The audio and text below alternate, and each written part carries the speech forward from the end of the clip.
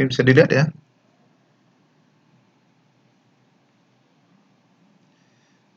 Oke, hari ini kita lanjutkan lagi pertemuan 11 ya, mata kuliah kita di teori bahasa dan otomata.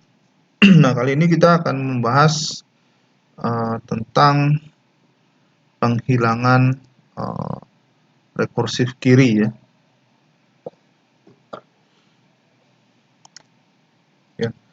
Jadi kata bahasa yang disebut dengan rekursif itu adalah tata bahasa yang memiliki ruas kanan ya. Itu hasil produksi itu yang memuat simbol variabel pada ruas kiri. Jadi rekursif ini maksudnya itu dia berulang-ulang ya, seperti itu. Nah, ini adalah bentuk tata bahasa yang sifatnya itu rekursif kanan gitu ya.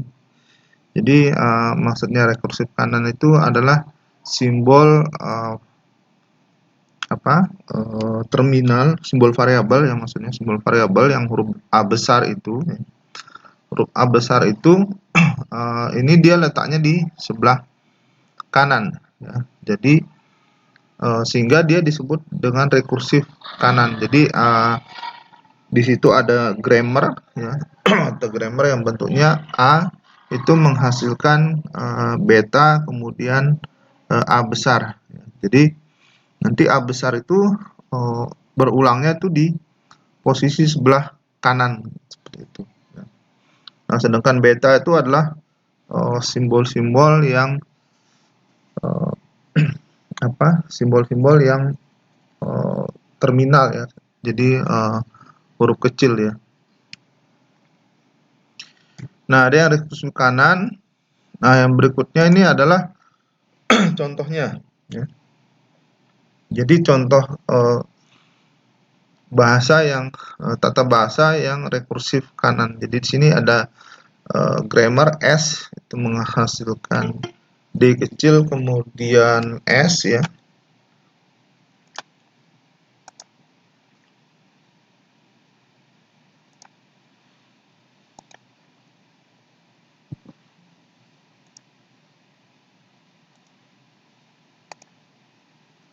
Ya, kemudian ada rule yang satu lagi itu adalah B itu menghasilkan A D B besar ya seperti itu. Jadi nanti diturunkan lagi B-nya itu di sebelah kanan ya.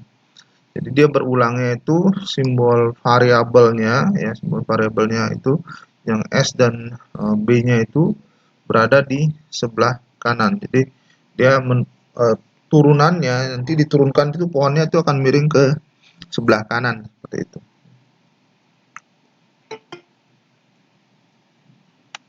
Masih ada yang masuk lagi.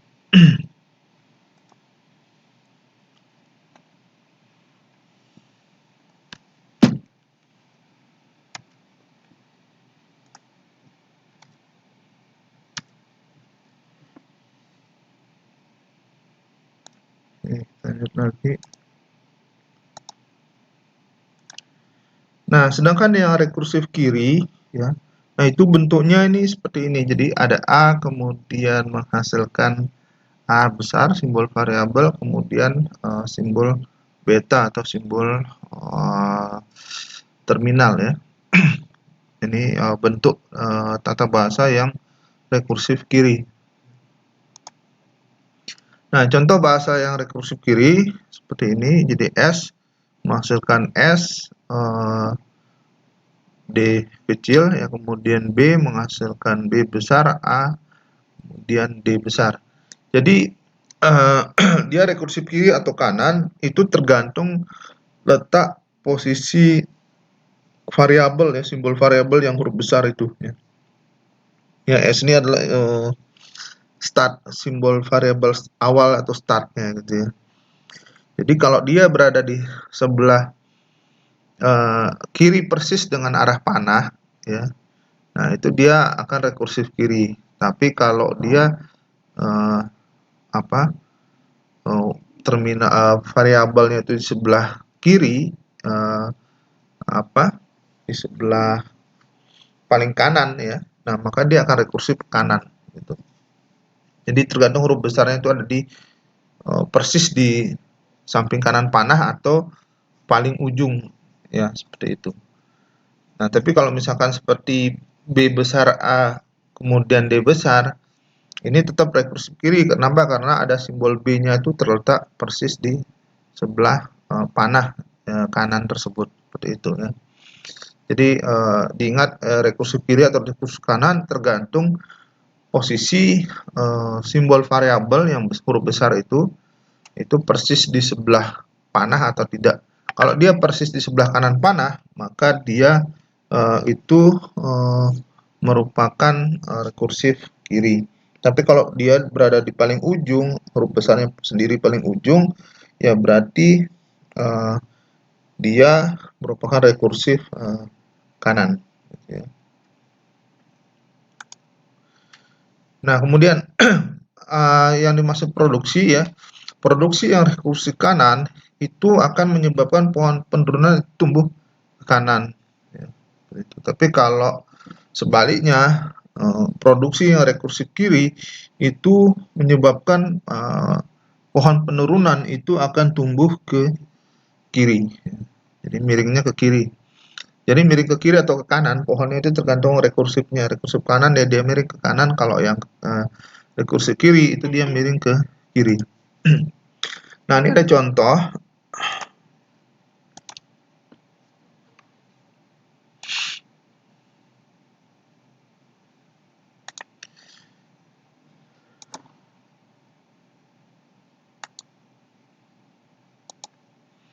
Nah, di sini ada contoh grammar, ya, konteks free grammar. Di sini ada S menghasilkan A, A kecil, ya, kemudian A besar C, kemudian A itu menghasilkan A besar B atau menghasilkan empty atau kosong.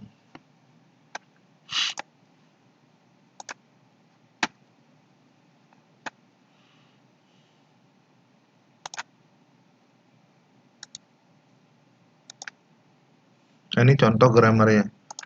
Nah, kita lihat. Jadi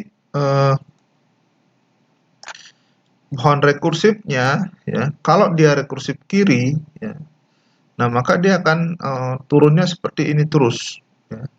Jadi A besar A kemudian C ya. Nah, itu kalau dia rekursif kiri maka itu akan turunnya ke kiri terus ya, seperti itu. Jadi A menghasilkan AB ya, A-nya lagi menghasilkan AB juga terus, dan itu menyebabkan looping seperti itu ya. Menyebabkan looping. Nah, inilah yang nantinya akan dihindari untuk yang konteks free grammar yang menyebabkan looping tak berhingga seperti ini gitu ya. Jadi dia akan dirubah supaya nanti miringnya itu nanti rekursifnya ke kanan. Jadi sebelah kanan yang akan diturunkan seperti itu, bukan posisi sebelah kiri. Jadi istilahnya posisi A dan B-nya itu akan ditukar seperti itu.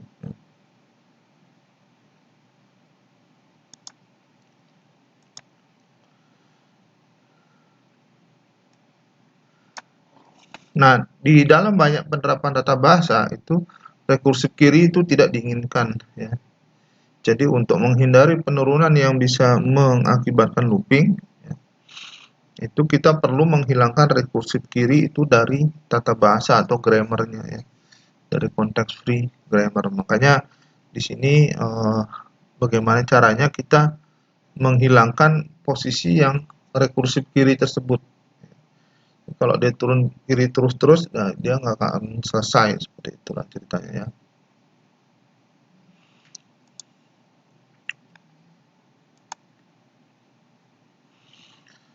Nah, nantinya penghilangan rekursif kiri ya itu membuat suatu tata bahasa bebas konteks itu nanti diubah ke dalam bentuk normal Gray Batch ya. Kalau yang sebelumnya itu kan konteks programmer dirubah ke bentuk normal Chomsky gitu ya, Chomsky normal form. Nah, ini nanti kalau rekursif kirinya dihilangkan, dia akan bisa dirubah ke dalam bentuk normal Kreybatch ya. Nah, ini untuk materi pertemuan berikutnya yang normal Kreybatch ini.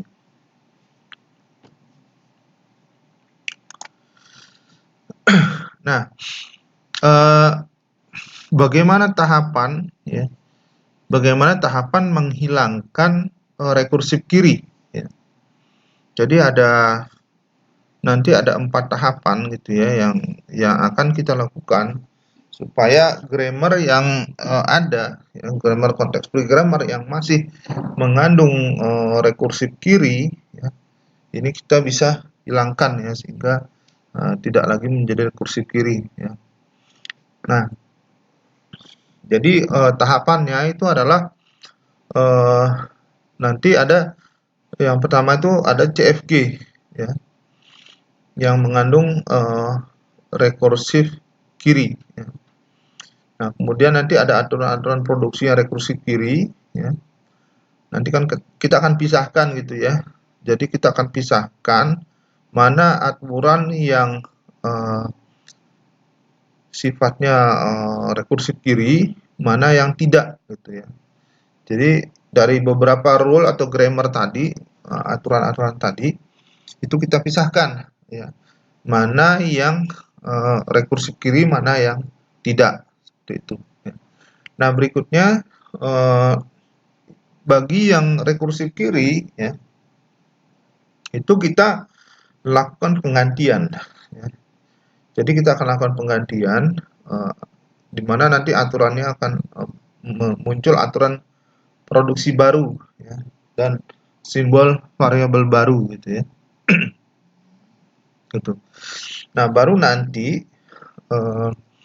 setelah aturan produksi yang rekursif kiri ini diganti ya, nanti baru digabungkan lagi dengan aturan-aturan produksi yang tidak rekursif kiri ya. Sehingga nanti hasil akhirnya ya itu akan didapatkan konteks free grammar ya yang terbebas dari aturan produksi yang sifatnya rekursif kiri seperti itu. Jadi inilah harapannya supaya ya tadi ya kenapa rekursif kiri dihilangkan supaya menghilangkan looping yang tidak terhingga tadi itu ya. Jadi kita tidak ingin terjadi looping ya. Kalau ya sama kayak misalkan kamu membuat program ya, kalau program itu looping terus menerus ya yang terjadi apa bisa memori habis atau komputer yang nge-hang dan sebagainya seperti itu. Yaitu akibat looping yang tidak terhingga seperti itu ya. Ya lama-lama kalau di looping terus kan memori habis akhirnya crash seperti itu. Jadi itulah maksudnya kenapa aturan rekursif kiri ini kita mau hilangkan gitu ya. Seperti itu.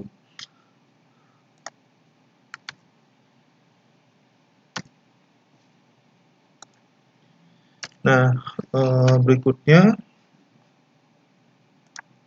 ini lagi ada yang masuk ya.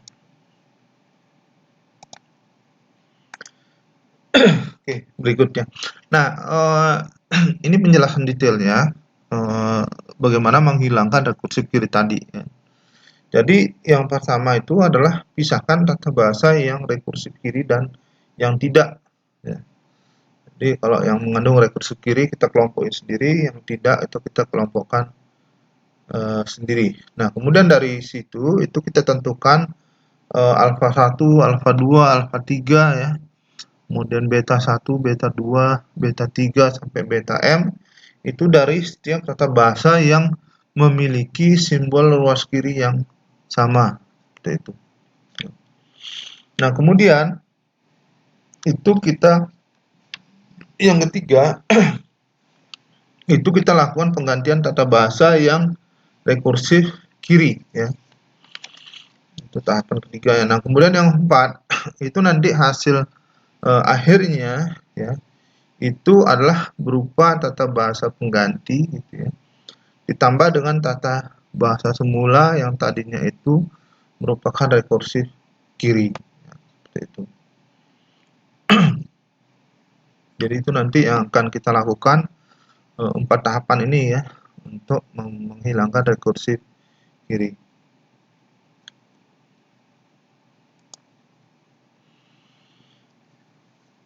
Nah, di sini tahap pertama ya. Tahap pertama. Jadi yang pertama itu adalah kita pisahkan tata bahasa yang rekursif kiri dan yang tidak. Jadi misalkan tata bahasa yang rekursif kiri itu adalah A, kemudian A alfa 1 atau A menghasilkan A alfa 2 atau A menghasilkan A alfa 3 ya, dan seterusnya ya sampai A menghasilkan alfa n ya. Nah, kemudian ada tata bahasa yang tidak rekursif kiri, yaitu termasuk produksi MT ya, di mana A menghasilkan beta 1 kemudian atau A menghasilkan beta 2 atau A menghasilkan beta 3 ya, sampai dengan A menghasilkan beta M seperti itu ya. Jadi ini nanti akan kita pisahkan ya semua kelompok yang rekursif kiri dan yang tidak gitu ya. Jadi tahapan pertama itu memisahkan dulu. Jadi pisahkan dulu mana yang rekursif kiri, mana yang tidak seperti itu. Nah, di tahap kedua itu nanti kita tentukan alfa 1, alfa 2, alfa 3.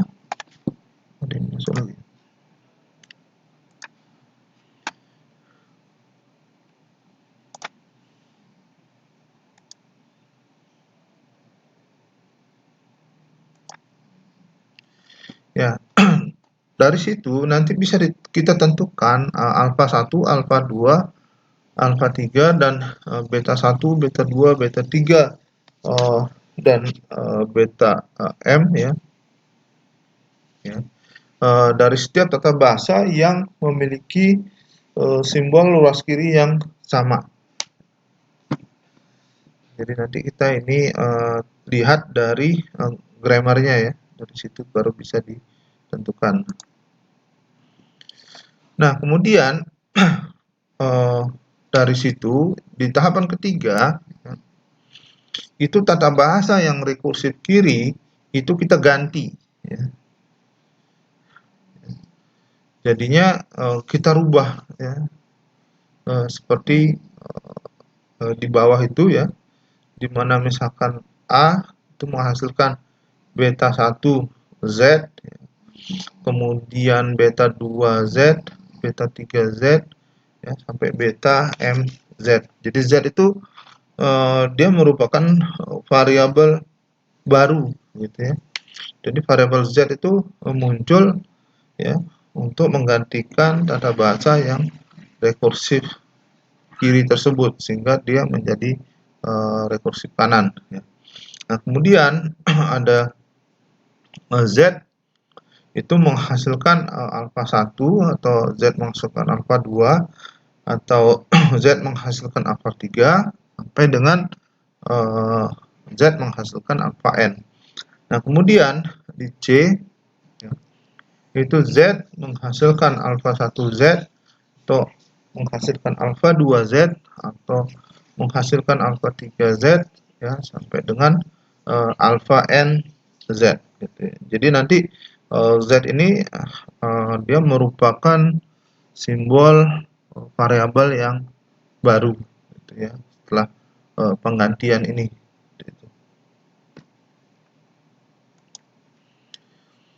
Nah, jadi penggantian tersebut itu dilakukan untuk setiap tata bahasa dengan simbol ruas kiri yang sama ya. Jadi bisa muncul simbol variabel baru Z1, Z2 ya, Z3 dan seterusnya. Jadi berapa banyak Z-nya ini, ya itu tergantung berapa yang rekursif. Ya. Jadi berapa banyak variabel yang rekursif yang berada di sebelah kiri tadi. Ya. Jadi itu. Jadi seandainya cuma satu variabel Z, cuma satu variabel misalkan S, ya berarti hanya ada Z1 misalkan.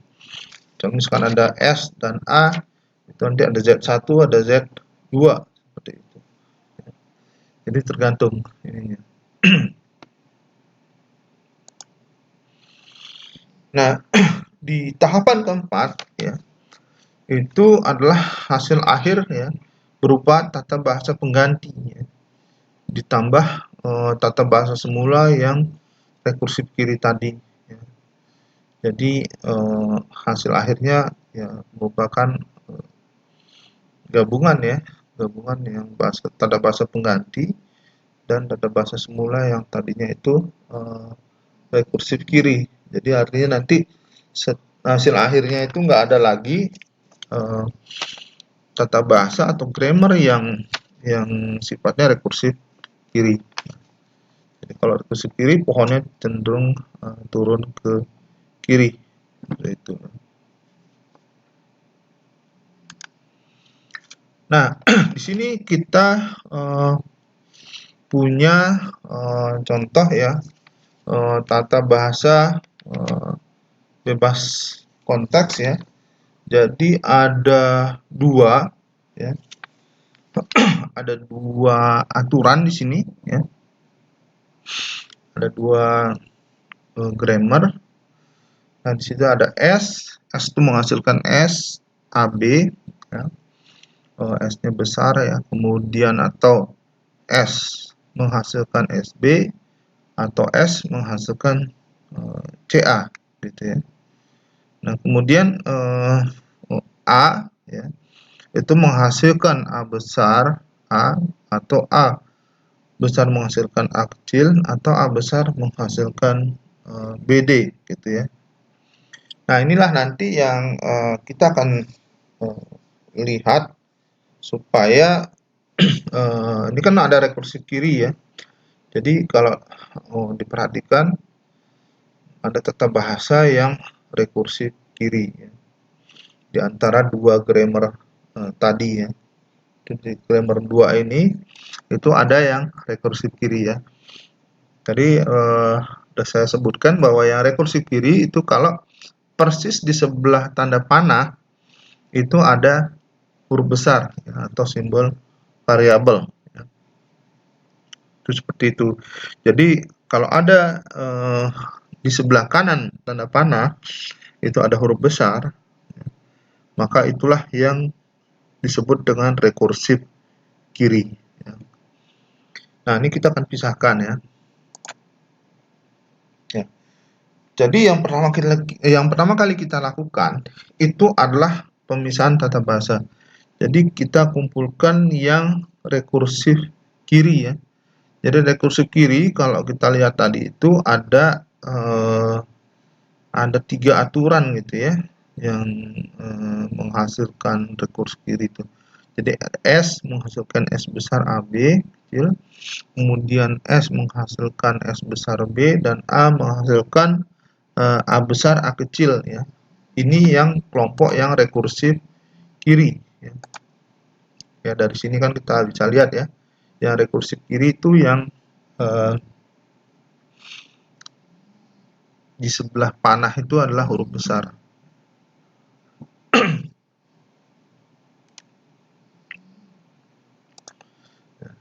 Jadi kita dapat 3 yang rekursif kiri. Oke. Nah itu yang pertama kita pisahkan. Berarti yang non rekursif kiri itu yang bukan rekursif kiri ya, itu berarti yang mana? S menghasilkan C A, ya, A besar, kemudian A menghasilkan A kecil dan A menghasilkan BD. Itu yang bukan rekursif kiri ya.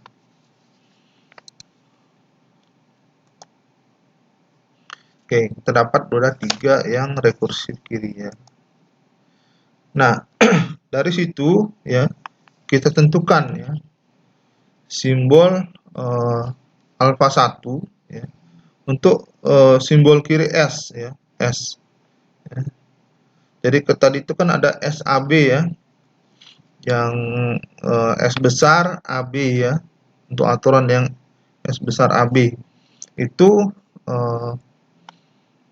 alfa 1 itu adalah AB ya.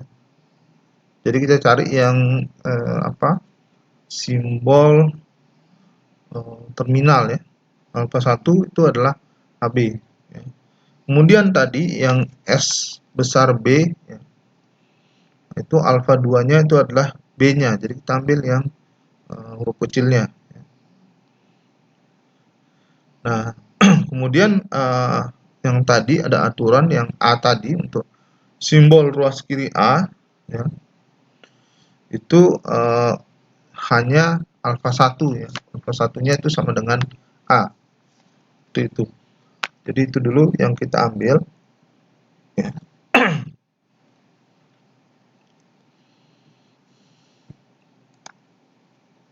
Nah, kemudian tanda bahasa yang tidak rekursif kiri ya, yang tidak rekursif kiri ya, itu adalah S ya, menghasilkan C kecil A dan A menghasilkan BD ya.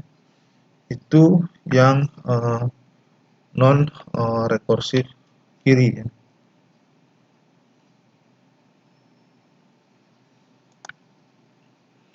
Nah, dari situ ya kita akan dapatkan bahwa untuk simbol ruas kiri S ya, beta satunya itu adalah CA ya. Jadi yang kita ambil yang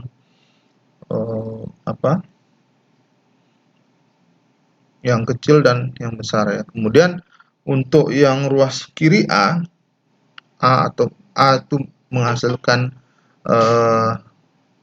A kecil ya. Nah, kemudian juga A menghasilkan BD. Jadi beta 1 itu sama dengan A. Ada yang masuk.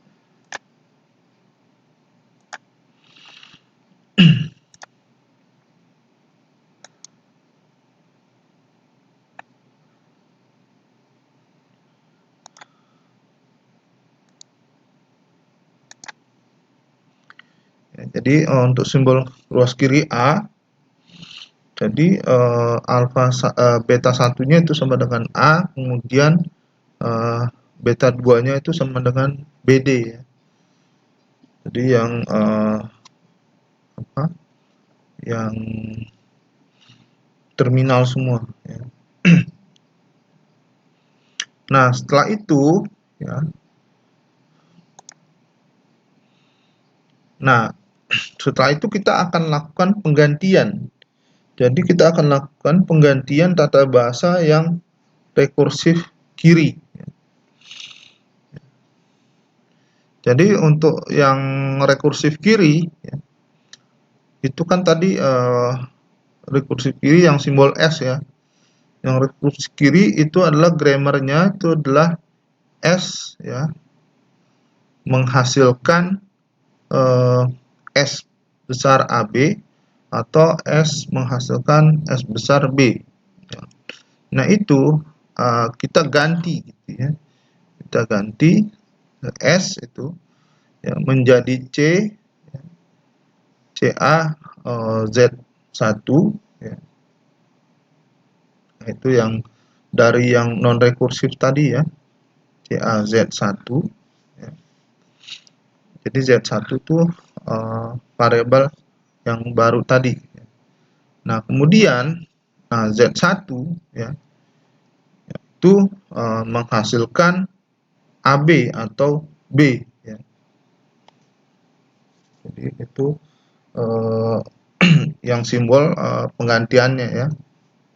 Nah, kemudian Z1 ya, itu juga menghasilkan AB Z1 atau B Z1 seperti itu. Jadi ini untuk simbol S yang rekursif kiri ya. Sehingga simbol S-nya itu hilang ya. Jadi simbol S-nya hilang, dia tidak ada lagi di sebelah kanan panah itu tidak ada simbol S lagi ya. Jadi digantikan oleh yang rule tadi CAZ1 ya. Untuk yang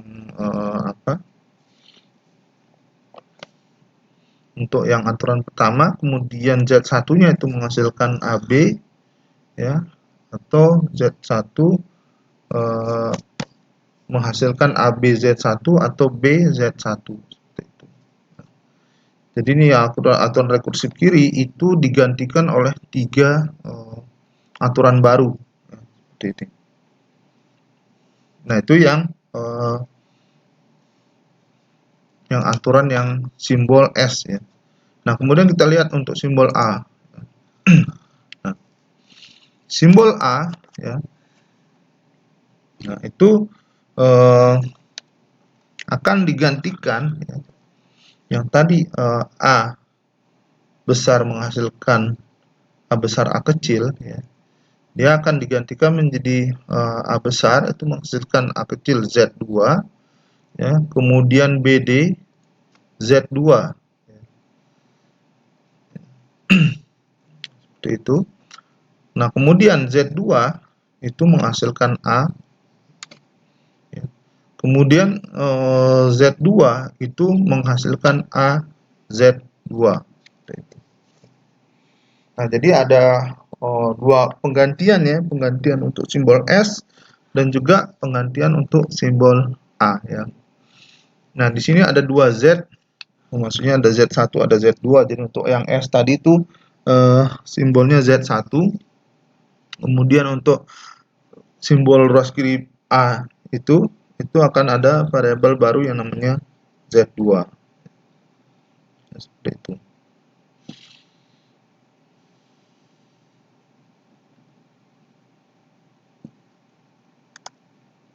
Nah, nanti hasil akhirnya jadi hasil akhir setelah penghilangan rekursif kiri ya, penghilangan rekursif kiri ya.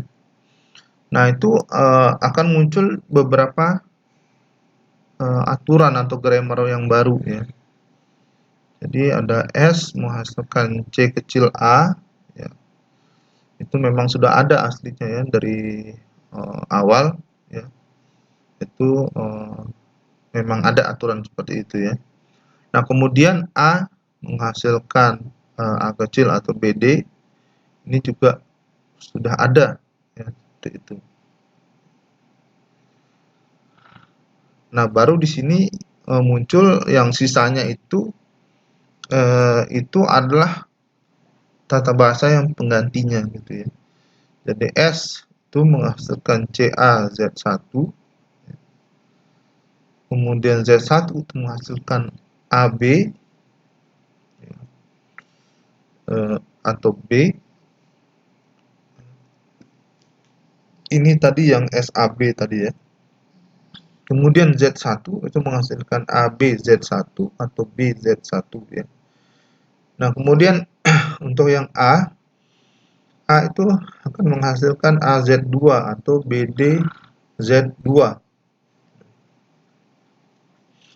Z2 menghasilkan A dan Z2 menghasilkan AZ2. Nah, seperti itulah kira-kira. Jadi kita lihat di sebelah kanan dari panah itu tidak ada lagi simbol huruf besar ya. Jadi ini maksudnya dari penghilangan rekursif kiri ya. Kalau dia rekursif kiri itu di sebelah panah itu persis di sebelah panah itu ada huruf besar 1. Tapi kalau huruf kecil ya, berarti dia tidak rekursif kiri. Jadi tujuannya kita ingin bikin seperti ini. Ya. Jadi tidak ada lagi rekursif kiri di tata bahasa konteks free grammar ini. Seperti itu ya. Jadi aturan awalnya itu yang tadinya dua grammar ya itu sudah menjadi berapa nih sekarang? 1, 2, 3, 4, 8 aturan baru itu ya. Jadi 2 itu masih aturan yang lama, sedangkan sisanya 6-nya itu adalah aturan yang baru. Jadi ini didapatkan dari proses tadi ya, menghilangkan rekursif kirinya. Nah, mungkin itu dulu ya materi kita tentang penghilangan rekursif kiri yaitu. Ya. Jadi tujuannya itu adalah supaya tidak ada looping yang tidak terhingga gitu ya. Jadi aslinya seperti ini ya, dua aturan seperti ini. Nah, setelah kita hilangkan, ya, totalnya menjadi seperti ini. Jadi ada 8, mana 6 itu aturan yang menggantikan yang rekursif tadi, ya, sifatnya rekursif tadi. Jadi kita hapus yang rekursif tadi, kita buat yang bebas dari rekursif kiri. Gitu, ya. Nah, seperti itu. Ya.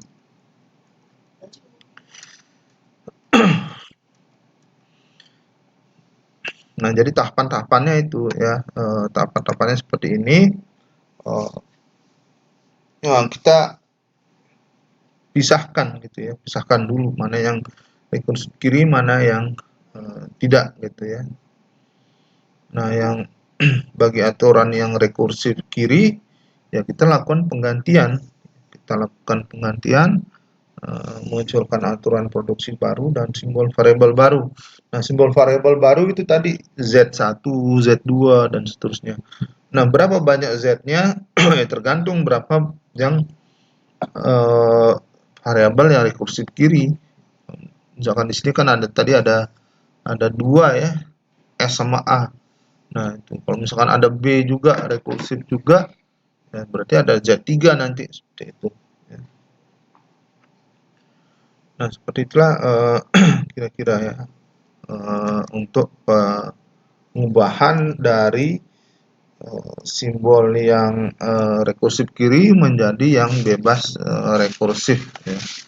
Seperti itu. Jadi diganti ya nanti yang rekursif kiri tersebut sehingga menjadi rekursif kanan. Seperti itu tujuannya.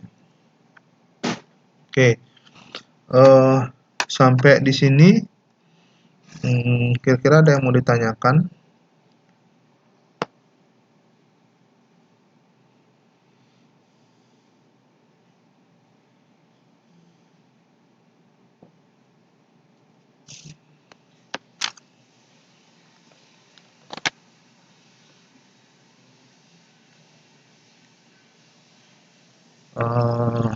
Oke,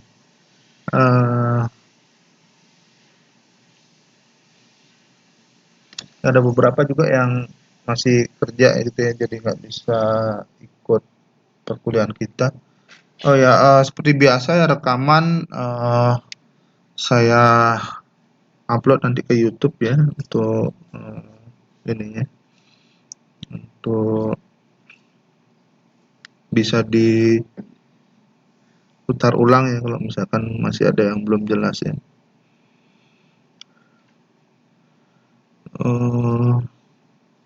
Oke, kalau nggak ada lagi yang mau ditanyakan ya, mungkin saya akhiri dulu pertemuan kita sampai di sini. Jaga-jaga kesehatan selalu ya. Ya, musim-musim hujan juga ini ya. Dan